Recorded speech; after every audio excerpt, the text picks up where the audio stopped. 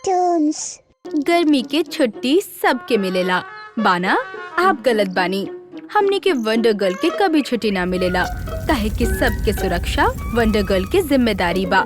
कहानी शुरू होखेला नेशनल पार्क से, जहाँ सिक्योरिटी गार्ड दौड़त दौड़त फॉरेस्ट ऑफिसर के केबिन में आवेला। सर बहुत टेंशन हो गइल बा। रुका जरा सांस ला। अब बोलो का भइल? सर शेर अपना पिंजड़ा में ना बा। अरे पानी पिए गल होई, ठीक से चेक कर। ना सर, वो कहीं लौकत नहीं खे और पिंजरा भी पीछे से टूटल हो। अरे बाप रे, जा जल्दी जा और सब स्टेशन पे खबर कर। नेशनल पार्क से खूंखार शेरा पिंजरा तोड़ के भाग गए रहे और सब केहू ओकरा ढूंढे में लागल रहले। शेरा के पैर के निशान देख के ही लगत बा कि वो शहर की ओर भाग गईल बा। हम लोगन के ओके शहर के तरफ ढूंढे के चाहिए। चलो ओहरे चला। यहाँ पिंकी के सोसाइटी में सब गर्मी के छुट्टी मनावत रहले। ऋषभ, श्रुति, विमल सब लोग यहाँ पे अपन मामा के घर आये रहले। गोलू इनकरा से मिला। ई बार ऋषभ और विवेक हमारे मामा के लड़का। हेलो। और ई बार श्रुति हमार प्यारी बहन। सब बच्चा उम्र में पिंकी से छोट रहले। सब कुछ अच्छा खेल खेले के प्लानिंग में रहले। हेलो एवरीवन, हमार नाम बा गोलू और हम पिंकी के दोस्त बानी। मतलब तू आज से हमनी के दोस्त बाड़ा? हाँ, हमनी के मिलके खूब खेलल जाई। और फिर उनकर खेल शुरू भइल। कभी कभी वो छुपन छुपाई खेलत रहले तो कभी पकड़म पकड़ी खेलत रहले। पिंकी दीदी, अब राज तोरा ऊपर बाड़े, तू हम सबके पकड़ा। हाँ दीदी, हम सब भागे वाला बानी। अब रउआ के पकड़े के पड़ी। और सब हुड़दंग मचावे लगले। दीदी दीदी दीदी, हमरा हमके पकड़ा। हाँ ठीक बा, लेकिन अगर केहू आउट भइल तो ओकरा पे राज होई। पहले हमरा के आउट करा तो सही। पिंकी के आँख में शरारत नजर आवत रहे। वो अपन शक्ति के इस्तेमाल खेलत वक्त करे ही वाला रहे कि गोलू ओकरा के रोकलस। देखा पिंकी, चीटिंग मत करी हा।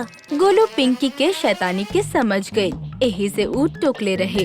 खेल फिर शुरू भइल। रुका गोलू, सबसे पहले हम तोरा के ही पकड़ब। आइल बड़ा पकड़े वाली। और गोलू के साथ बाकी सारा बच्चा भी दौड़ लगवले और पिंकी भी उनकर पीछे पीछे। पिंकी उनकर पीछे भागत भागत रुक गई और रुक के सांस लेवेले। का भइल पिंकी दीदी? सच में थक गइल बा कि हमरा के पकड़ ना पाई तो नाटक करतानी। सब लोग जोर जोर से हंसे लागेले, ओकरा चिढ़ावे लागेले, जैसे पिंकी के बहुत बुरा लागेला। अरे हम एजा बानी दीदी, आके हमके पकड़ा। अरे वो तो छोटा बच्चा के जैसन थक गइल बानी। विवेक बीच में ही खेल बदले के मांग करेला। ओके बहादुरी वाला खेल खेले के रहे। अरे रुका, कुछ मजा नहीं आवत, दूसरा कुछ खिलल जाओ। अरे हमने डेयर वाला खेल खेलल जाओ, जेमे हमके कैसे डर लागेला ई सब बतावे के होई। हमरा के तो केहू से भी डर न लागेला। अब पिंकी दीदी रउआ के? हमरा के भी ना लागेला, केहू से भी ना लागेला। तभी विवेक चुपके से खेले वाली नकली छिपकली पिंकी के ऊपर फेंक देला और पिंकी चिल्लाएली। ई का बा? हटावा एकरा के। सब हंसे लागेले। लेकिन रउआ के तो केहू से भी डर न लागेला ना पिंकी दीदी? रउआ नकली वाला छिपकली से घबरा गई नी? ई नकली छिपकली से भला केहू डरेला का? हमके लागल आप वंडर गर्ल की तरह बहादुर होगबू, लेकिन आप तो डरपोक बानी। सब बच्चा लोग पिंकी पे हंसे लागेले। ओकरा डरपोक कह के चिढ़ावेले। तब गोलू के बहुत बुरा लागेला। दोपहर हो चुकल रहे, सूरज माथा पे आयल रहे। तभी एक शेर के जोरदार दहाड़ सबके सुनाई देवेला। अब बस भी करा विवेक, शेर की आवाज मत निकाला, पिंकी दीदी डर रहल बानी। हम तो कौनो आवाज ना निकलनी। तो फिर आवाज कहाँ से आयल?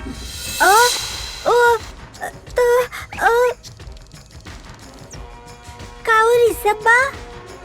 सच बोला दीदी। सचमुच कैसे? सब लोग जॉन गार्डन में रहले, ओकर एंट्री गेट से एगो बड़ा तगड़ा शेर उनका तरफ आवत रहे। सब बच्चा घबरा जाएले। पिंकी दीदी, हमके मम्मी के पास जाए के बा। कई शेर अब हमनी के खा जाई। अब का करी? पिंकी दीदी भागा, चली घर प्लीज। लागता अब वंडर गर्ल के यहाँ आवे के चाहिए। रुका, घबरावा मत। हमनी शेर से तेज न भाग पाई, हमनी के थोड़ा दिमाग चलावे के पड़ी। पिंकी चारों ओर एक सेफ प्लेस देखे ले। वो यही से देखे ले ताकि वो सब शेर से सेफली बच सके। गार्डन में एगो छोट सा केबिन पिंकी के दिखाई देवेला, जेमे आम तौर पे सिक्योरिटी गार्ड बैठत रहे। केहू कहीं भी न भागी। हमनी के दाईं ओर जे सिक्योरिटी केबिन बा वहीं पहुँचे के पड़ी, ठीक बा? लेकिन पिंकी, हमनी सब लोग इतना फास्ट कैसे वहाँ तक पहुँचब? और वो केबिन पे भी ताला लागल बा। अब शेर भी नजदीक आवत जात रहे और बच्चा लोग बहुत ज्यादा डरे लागल रहले। पिंकी दीदी जैसन कहा तनी हमनी के वैसे ही करे के चाहिए। हाँ हाँ, हम जैसे ही 3 काउंट करब और सब लोग जैसे ही केबिन की तरफ हो सके उतना तेजी से भागे के पड़ी। और डोंट वरी, हम बानी। लेकिन पिंकी, केबिन के तो ताला लागल बा, ओकरा के हम तोड़ देब, ठीक बा? रेडी हो जा, हम काउंट करतानी। 1 2 3। सब बच्चा लोग भागे लगले। उनका शिकार हाथ से जा रहल बा, इस सोच के शेर भी उनका तरफ भागेला। सब भागत भागत केबिन के दरवाजा के पास पहुँचेले। पिंकी दीदी, दरवाजा पर तो ताला बा, ओकरा के कैसे तोड़ब? पत्थर से तोड़ सके नी। अरे बेवकूफ, तब तक शेर हमनी के खा जाई।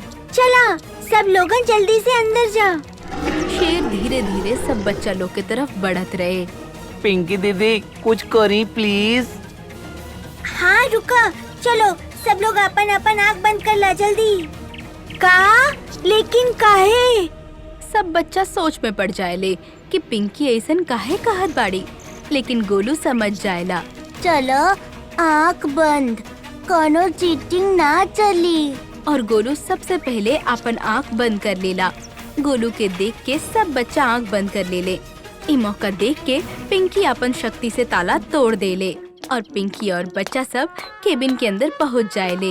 ये हमने पहुँच गए नी, हमने कर दिखाई नी। हमनी सब बच गए नी, लेकिन पिंकी दीदी।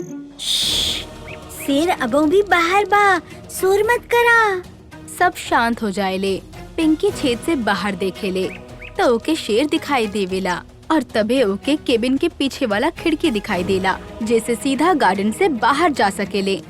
सुना सब लोग, शेर अभी बाहर बा, ये खातिर हमने के ई पीछे वाले खिड़की से बाहर जाए के पड़ी, बिना कोनो शोर किए। ठीक बा पिंकी। गोलू, तुम सब लोग जैसे ही खिड़की के बाहर जाइबा, घर की तरफ दौड़िया। तू कब आईबू? काम खत्म करके। ओ, जय हो वंडर गर्ल की। सब बच्चा एक एक करके बाहर निकले ले और घर के तरफ भागे ले। केहू आसपास ना होके ई देख के पिंकी वंडर गर्ल बन जाएले और शेर के केबिन में बंद कर देले। पिंकी घर जाके फॉरेस्ट ऑफिसर के खबर करेली। वो लोग आके शेरा के ले जाएले और ओकरा बाद जब सब लोग इकट्ठा होखेले तब सब बच्चा पिंकी के बहादुरी के तारीफ करेले। सॉरी पिंकी दीदी, हम सब आपके मजाक उड़ौनी। हाँ पिंकी दीदी, सॉरी। हाँ बिल्कुल वंडर गर्ल जैसन।